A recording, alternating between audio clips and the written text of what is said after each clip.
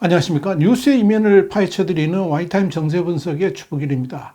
러시아군이 최근 우크라이나 남부의 핵심 거점 도시였던 헤르손에서 철수한 후에 그 후폭풍이 블라디미르 푸틴 러시아 대통령까지 거세게 몰아치고 있다, 이런 주장이 나와서 주목을 끌고 있습니다. 영국의 더 타임스는 현지 시간으로 23일 우크라이나 대통령의 측근인 올렉시 아리스토비치 대통령실 보좌관의 말을 인용해가지고 러시아는 전쟁에서 패배한 자르, 그러니까 제정 러시아 때의 황제를 자르라 그러죠. 이 자르를 용서하지 않는다 그러면서 이런 까닭에 푸틴 대통령은 매우 두려워하고 있다, 이렇게 보도를 했습니다.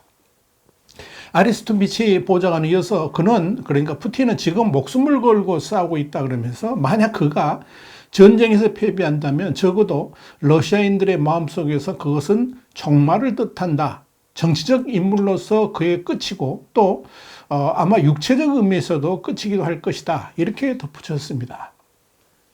이 아리스토비치는 그러면서 이 헤르손 철수는 푸틴에게 매우 충성스러운 사람들조차도 그들이 이 전쟁에서 이길 수 있는지 의심하게 만들었다라고 말했습니다. 한마디로 푸틴 대통령에게 충성스러운 국영 언론을 비롯한 강경파들에게도 충격과 실망을 불러일으켰다 하는 의미입니다.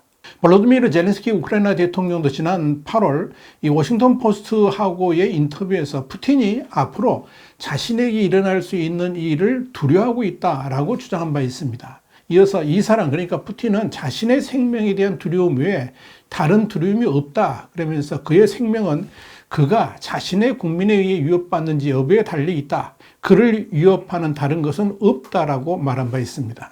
아리스토비치는 지금 러시아군이 헤르손에서 철수한 이후에 우크라이나의 전력시설 등 이런 이 주요 기반 시설 공격에 집중하는 이유도 언급을 했는데요. 이 러시아 공격의 여파로 현재 우크라이나 전력 수급 용량은 기존의 절반 수준으로 줄어들었고 수백만 명의 우크라이나 주민들이 전기를 공급받지 못하고 있습니다. 여기에서 아리스토비치 보좌관은 러시아가 이런 공격을 통해서 우크라이나와 서방 동맹국을 협박해서 현재 러시아 치하에 있는 크림반도와 도네츠크, 루안스크에서의 주도권을 굳히고자 하는 것이다, 이렇게 설명했습니다. 다시 말씀드려서 수세에 몰린 푸틴이 러시아 국민에게 전쟁의 정당성을 보여주려고 한다 하는 이야기입니다. 아리스토비치 보좌관은 더불어서 이번 전쟁이 끝나면 러시아는 핵무기를 포기해야 된다고 주장했습니다. 그는 우크라이나는 30년 전에 러시아가 주권과 국경을 보장하는 국제협정의 일환으로 소련 시대의 핵미사일을 포기를 한 적이 있었다 그러면서 이렇게 주장을 한 겁니다. 영국의 텔레그라프도 지난 현지 시간으로 22일 이런 보도를 했습니다. 추운 겨울이 푸틴을 지켜주지 못할 것이라 그러면서 오랫동안 추운 겨울은 러시아에게 유리한 것으로 여겨져 왔지만 이번 겨울은 오히려 푸틴의 파멸을 촉진하는 시기가 될 것이다, 이렇게 밝힌 바 있습니다. 이 텔레그래프에 글을 쓴 보병사령관, 전직 보병사령관인데요. 리처드 캠프는 이 글에서 히틀러는 1941년 소련을 침공했을 때 1812년 눈 덮인 대초원을 가로질러 공격하다가 대패를 당한 나폴레옹의 교훈을 얻지 못하고 결국 패배했다 그랬습니다. 그러면서 마찬가지로 우크라이나에 있어서 추운 겨울 날씨가 러시아에게 유리할 것이라고 생각한다 그러면 이는 대단한 착각이고 오판이다, 이렇게 지적을 했습니다. 리처드 캠프는 이어서 우크라이나인들은 이 독일이나 프랑스인들과는 달리 추운 겨울에 익숙한 사람들이라 그러면서 우크라이나인들은 1939년 스탈린이 침공했을 때 핀란드인들이 그러했던 것처럼 그곳에서 생존하는 방법을 너무나도 잘 알고 있다라고 분석을 했습니다. 이런 상황에서 중요한 것은 군인들의 여건이라 지적한 리처드 캠프는 이 우크라이나 병사들은 방한복도 잘 갖춰져 있고 동맹국들이 보내준 보급품들로 잘 준비되어 있지만 훈련도 제대로 되어 있지도 않고 변변한 보급품도 거의 없는 러시아군들은 이 추운 겨울을 버티기 어려울 것이다, 이렇게 진단했습니다. 특히 이 러시아 군인들은 자신들이 우크라이나라는 이 외국 땅에서 왜 싸워야 하는지 그 이유도 잘 모르고 있을 뿐 아니라 싸울 의지도 별로 없지만 우크라이나 병사들은 그들의 삶과 가족 그리고 조국을 위해 싸우겠다는 의지가 투철하다 그랬습니다. 그러면서 그런 차이가 전쟁에서의 승패를 쉽게 좌우할 수 있게 만든다라고 판단한 겁니다. 푸틴은 지금 갈수록 깊은 수렁 속으로 빠져들고 있습니다. 푸틴은 지금 우크라이나 전역의 전력 기반 시설들에 대한 비인도적 융단 폭격을 하고 있죠. 푸틴의 그런 공격은 한마디로 우크라이나가 더 이상 버티지 못하도록 하면서 휴전 협상의 테이블로 끌어들이려는 수작 때문일 것입니다. 또 다른 한편으로는 지금 러시아군의 상태 자체가 보병을 통한 전쟁 자체가 거의 불가능한 상황이기 때문에 그저 미사일을 통한 공격 외에는 다른 방도 없기 때문에 그럴 수도 있을 것입니다.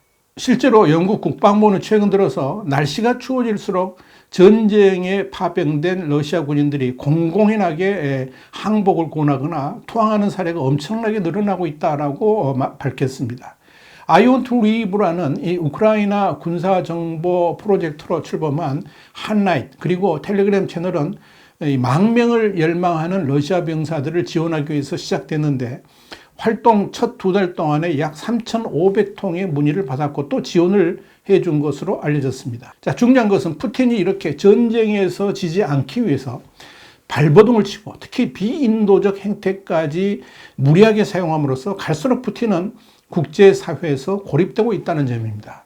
푸틴은 젤렌스키 대통령이 G19라고 불렀던 G20 정상회의에 참석하지 않은 유일한 국가 원수였습니다. 푸틴은 지난 2014년 크림반도를 무단 점령한 후에 G8에서 축출돼 가지고 G7으로 바뀌었죠. 그때 이제 다시 그 그룹에 들어가기 위해서 엄청난 노력을 기울였습니다만은 결국 복귀하지 못한 것 같이 이젠 G20에서도 축출당할 위기에 처해 있습니다. 심지어 이젠 러시아 국민들로부터도 보이콧을 당하는 신세가 됐습니다. 또한 경제적으로도 러시아는 완전히 고립되고 있습니다. 유럽 사회는 이미 더 이상 러시아의 에너지에 의존하지 않겠다 이런 강한 의지를 행동으로 보여주고 있죠. 그렇게 함으로써 이 러시아 GDP에서 약 40% 이상을 차지하는 에너지 수입도 심각한 차질을 빚게 될 것입니다. 그리고 이건 러시아의 미래까지도 어둡게 만드는 결과를 낳게 됐습니다. 어떻게 보면 이 푸틴이 에너지를 무기화해가지고 유럽 사회를 지배하겠다는 헛된 꿈이 이제는 완전히 힘을 잃게 된 것이고 오히려 러시아 경제의 족쇄를 채우는 형국으로 몰려가고 있다 이렇게 보시면 됩니다. 그러나 진짜 불행한 것은 아직도 푸틴이 러시아가 돌이킬 수 없는 고립무원의 지경에 빠지고 있다는 사실을 제대로 깨닫지 못하고 있다는 겁니다.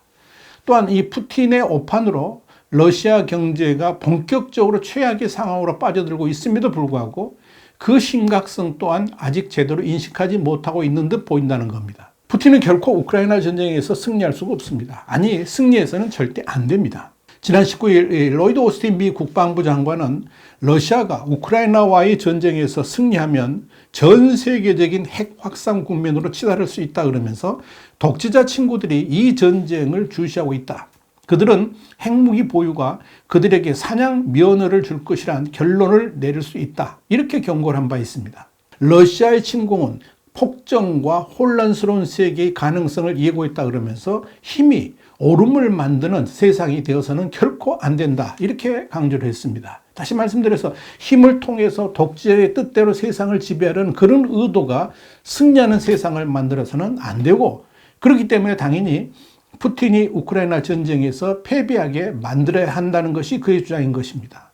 오신 장관이 이어서 러시아의 미사일 포격으로 무고한 우크라이나는 열과 물, 전력 없이 방치되고 있고 심지어 학교와 병원까지 공격하는 그런 잔악 행위를 푸틴이 하고 있는데 이를 결코 묵인해서는 안 된다라고 강조했습니다. 푸틴 같은 일을 패배하게 만드는 것이 정의이고 세상의 순리가 되어야 된다 하는 이야기입니다. 그렇습니다, 여러분. 푸틴은 자신이 대러시아 제국의 복원자로서 영원한 자리에 앉기를 원했겠지만 현실은 한때 미국과 어깨를 나란히 하면서 세계를 호령했던 바로 그 러시아의 지위마저도 완전히 상실할 위기로 빠져들고 있습니다.